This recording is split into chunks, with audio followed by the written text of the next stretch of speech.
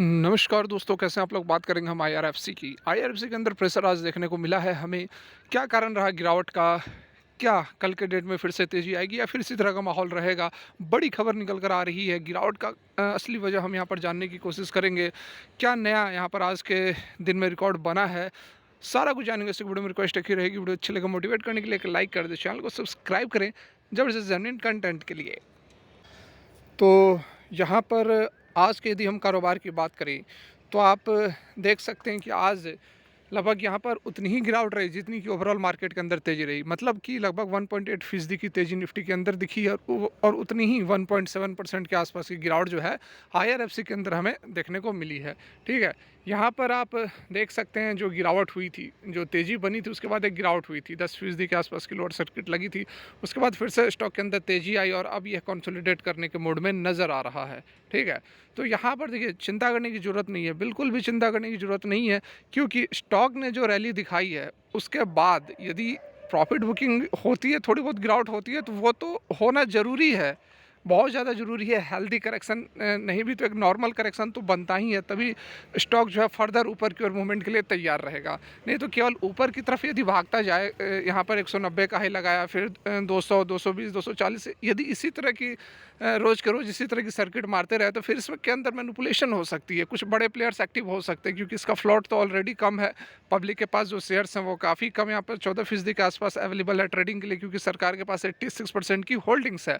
तो इस कारण से यहाँ पर यदि गिरावट होती है, और इसे गिरावट तो नहीं कहेंगे, ये तो आपको कंसोलिडेट कर रहा है। और एक चीज़ आप यहाँ पर देखो, आईआरएफसी के स्टॉक के साथ सबसे अच्छी बात जो नज़र आती है कि कभी भी स्टॉक के अंदर रैली आती है उसके बाद बड़ी गिरावट कभी नहीं हुई। यहाँ पर देखो, आप थोड़ा सा और जूम कर लेता हूँ। ये देखो आप, देखो स्टॉक के अंदर एक तेज़ी बनी। स्टॉक लगभग यहाँ पर 70, उससे पहले लगभग ये 46 के आसपास ट्रेड कर रहा था। उसके बाद एक तेज़ी आई, तेज़ी आने के बाद 75 तक गया। उसके बाद फिर से कंसोलिडेट करने लगा। एक लंबा कंसोलिडेशन चला 1.5 से 2 महीने का। उसके बाद देखिए स्टॉक के अंदर गिरावट नहीं आ रही है, सबसे अच्छी बात है यहाँ पर। उसके बाद फर्दर देखिए यहाँ पर एक फिर से तेज़ी बनी, तेज़ी बनकर फिर 100 रुपये पर पहुँचा ये स्टॉक। देखिए 100 रुपये पर कुछ दिन कंसोलिडेट किया, फिर स्टॉक ने एक ज़बरदस्त तेज़ी दिखाई और 190 का हाई लगाकर 170 पर कंसोलिडेट कर रहा है।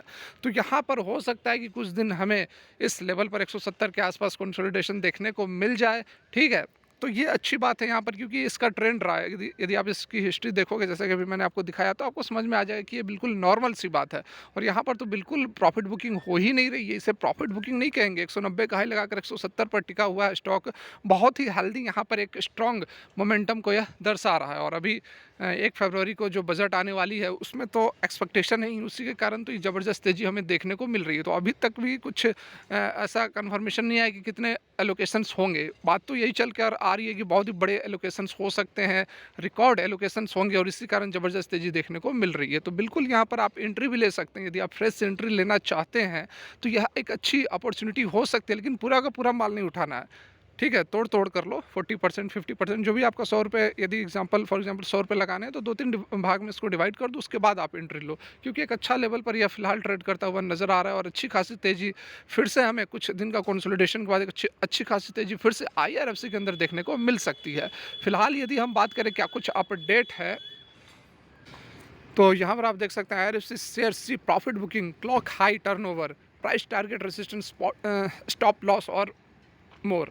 तो क्या कुछ यहाँ पर बताया गया। तो देखिए रिकॉर्ड क्या बनाया, तो सबसे अधिक जो पार्टिसिपेशन रहा है आज के डेट के अंदर, आज की यहाँ पर बात की जा रही है। देखिए share of the IRFC saw the highest turnover of 248.77 crore today with 144.78 lakh share changing hands on the BSE.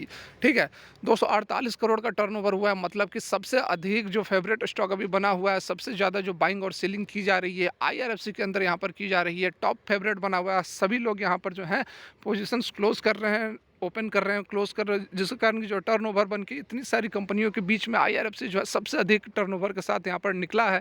मतलब कि मैक्सिमम लोगों का जो इंटरेस्ट है वो आईआरएफसी के अंदर फिलहाल बना हुआ है। यहाँ पर फर्दर बात की जाए क्या कुछ एक्सपर्ट्स का मानना है, तो देखिए आईआरएफसी जो है वह बीटा 1 पर ट्रेड कर रहा है, मतलब बहुत ज़्यादा वॉलेटिलिटी नहीं है, लेकिन बहुत ज़बरदस्त यहाँ पर सभी मूविंग एवरेजेस से ऊपर ट्रेड कर रहा है, मतलब कि स्ट्रेंथ ज़बरदस्त है। सिजू कोथा पलक जो कि टेक्निकल रिसर्च एनालिस्ट है प्रभुदास लीलाधर के, उनका यहाँ पर कहना है कि स्टॉक जो है एक स्ट्रॉन्ग बुल रन दिखाया है पिछले 2 से 3 सप्ताह में।